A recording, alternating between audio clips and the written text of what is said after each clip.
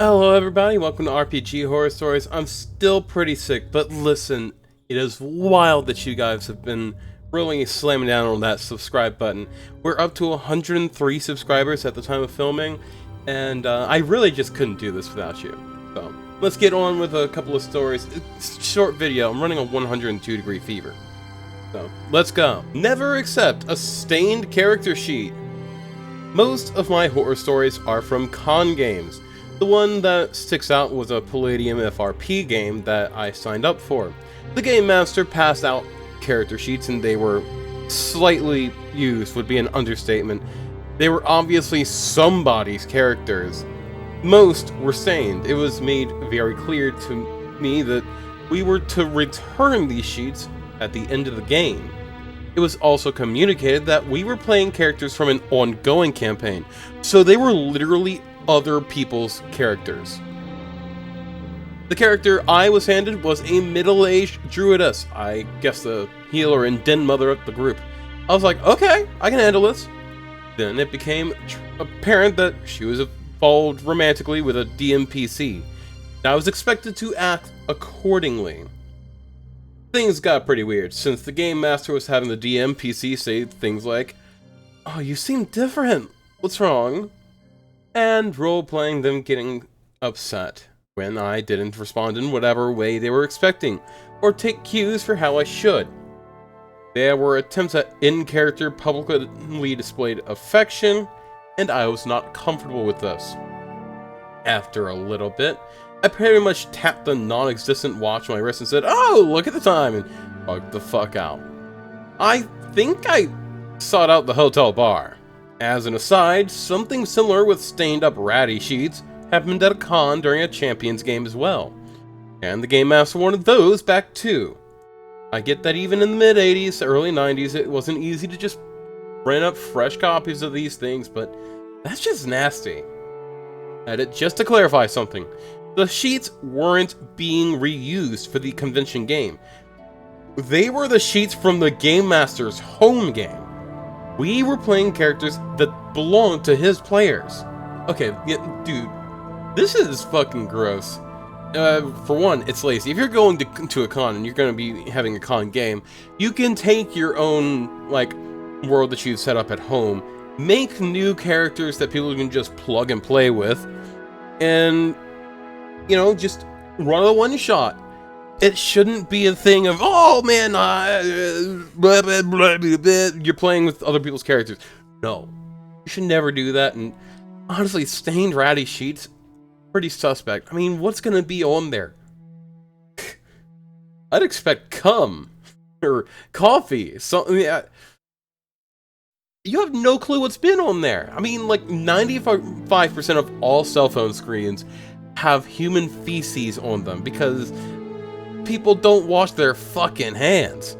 Imagine what's on those character sheets. Fuck.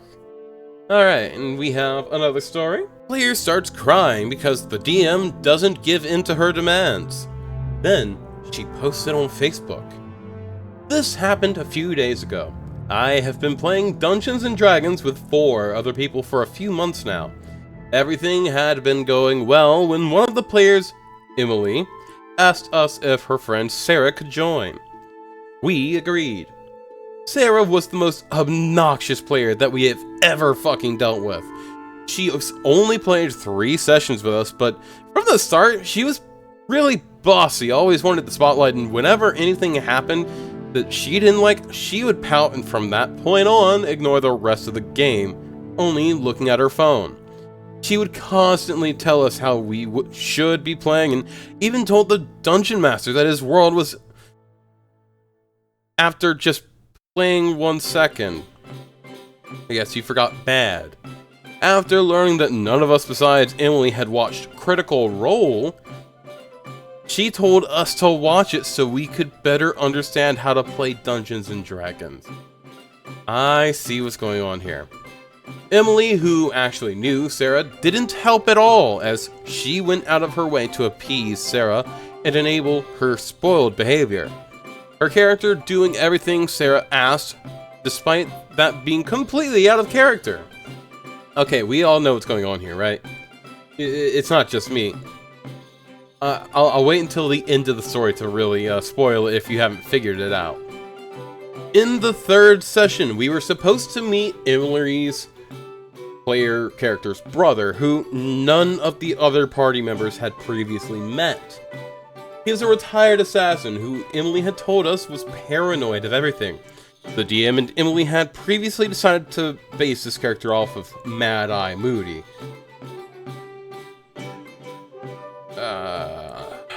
I love Harry Potter, I hate Rowling. Alright, whatever, that's off topic. Our party went to his home and Emily introduced us to him.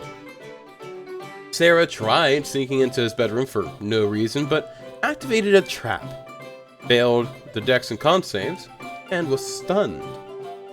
She started arguing with the DM that there shouldn't be a trap, as the guy should have deactivated them, because our party was there. When the Dungeon Master didn't agree, surprise, she started asking Emily if her character's brother would have traps. The DM said that this was his decision to make and not Emily's. Sarah just went quiet after this and took out her phone. The Dungeon Master asked her if she was going to act like this every session, and she started crying. Emily tried to console her, but they left soon afterwards. Sarah, still in tears. Later that day, she posted on her Facebook, tagging the Dungeon Master and how she has always been dealing with anxiety and depression, and how brave she was to try to play with an unfamiliar group. She wrote about a page about how the Dungeon Master had been sexist, he had not been, and ableist, and had undermined and mocked her anxiety and made her feel worthless. She also included details about where the Dungeon Master works, as well as his kids, whom, according to her, he feels pity for. Emily has refused to take sides on this because, according to her, Sarah has always faced mental health issues, but she's usually much more of a reasonable person. This kid is 1, a Karen in the making, and 2, the only thing they know about Dungeons and Dragons is Critical Role.